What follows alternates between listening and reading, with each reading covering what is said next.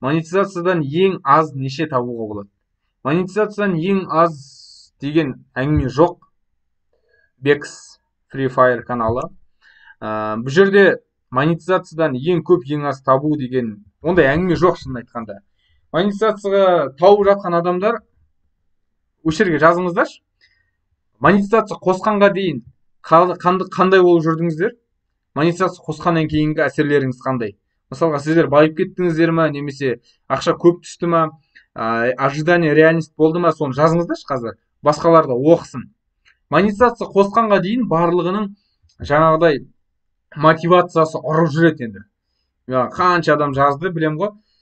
Ұрып жүреді, мен просмотр жинау керек, подписчик жинау керек, асты дейді бір күні. Асқаннан соң енді қалай қосам деп жазады. Енді қосқаннан соң AdSense-ке қалай тіркелем дейді. Енді AdSense-те сайт қойылмайды, тағы басқа проблемалар көп. Сондай нәрсемен келеді де ең соңында қосады әйтеуір. Бір-екі методты айтып жіберем, WhatsApp-тан қосады.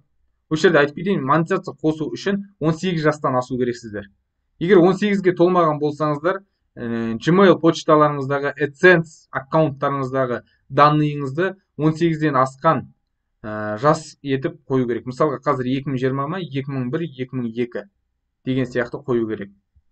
Одан төмен 1900-ға кетсеңіздер де болады.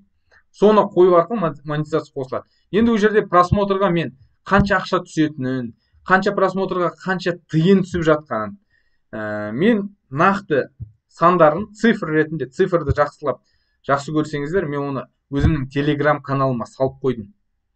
Bex Free Fire каналы. Telegram каналым халық медиа, халық жалғас деп Telegramға іздесеңіздер, шығады қып-қызыл YouTube-тың значогымен. Сол жерге мен күн сайын демеймін, бірақ аптасына 1-2 рет әйтеуір жазып тұрам.